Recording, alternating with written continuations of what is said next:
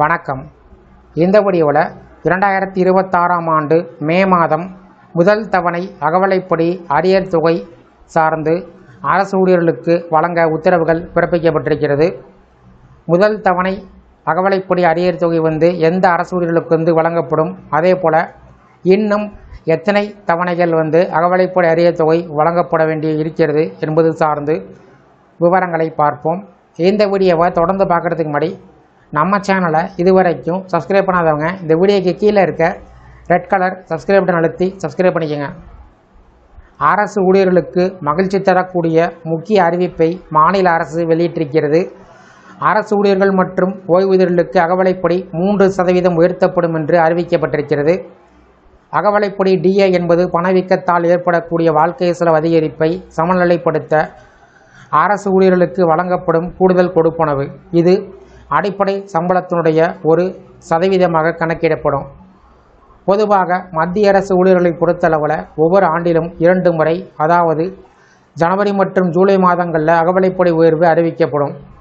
பல நேரங்களில் இந்த அறிவிப்பானது ஹோலி அல்லது தீபாவளி பண்டிகையை ஒட்டி அறிவிப்புகளை வெளியிடப்படும். அரசு ஊழியர்கள் மற்றும் ஓய்வூதியர்களுக்கு அகவலைப்படியினை 3% உயர்த்தப்படுவதாக புதிய அறிவிப்பு ஒன்றை மத்திய பிரதேச முதலமைச்சர் மோகன் யாதவ் வெளியிட்டிருக்கிறார். இந்த உயர்வு மூலம் மாநில அரசு ஊழியர்களுடைய அகவலைப்படி 58% உயர்ந்துள்ளது. புதிய அகவலைப்படி 2026 ஏப்ரல் மாத சம்பளத்தில் கணக்கீடு செய்யப்பட்டு மே மாதத்தில் வழங்கப்படும் என்று அறிவிக்கப்பட்டிருக்கிறது. இதன் மூலமாக மாநில அரசு ஊழியர்கள் மத்திய அரசு ஊழியர்களைப் போலவே 58% அகவலைப்படியை பெறுவார்கள். மேலும் 2025 ஜூலை மாதம் முதல் 2026 மார்ச் மாதம் வரை உள்ள அகவலைப்படி நிலுவைத் தொகை 2026 மே மாதம் முதல் 6 சமத்தவணைகளில் வழங்கப்படும் என்று அரசு தெரிவித்திருக்கிறது. ஓய்வூதியர்களும் இந்த அறிவிப்பு பயன் கொடுக்கும். ஜனவரி மற்றும் பிப்ரவரி மாதங்களுக்கு ஓய்வூதியர்கள் தங்களது ஓய்வூதியத்தில் 58% அகவலைப்படியை பெறுவார்கள்.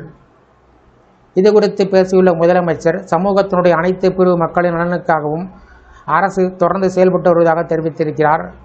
அரசு விவசாய நல ஆண்டு சார்ந்து அமைச்சரவை கூட்டத்தில் பல முக்கிய முடிவுகள் எடுக்கப்பட்டதாகவும் கூறியிருக்கிறார். இந்த உயர்த்தப்பட்டுள்ள அகவலைப்படி மற்றும் அரியர் தொகை வழங்கப்படுவது சார்ந்து குறிப்பாக அடுத்த மாதம் முதல் தவணை அரியர் தொகை அகவலைப்படி வழங்கப்படுவது சார்ந்த அறிவிப்புகள் வெளியிடப்பட்டிருக்கிறது. இந்த வீடியோ குறித்த உங்களுடைய கருத்துக்களை கமெண்ட் செக்ஷனில் கமெண்ட் பண்ணுங்கள். இந்த வீடியோ பிடிச்சிருந்தால் வீடியோக்கு ஒரு லைக் பண்ணுங்கள். இந்த வீடியோவை அனைவருக்கும் ஷேர் பண்ணுங்கள். நன்றி.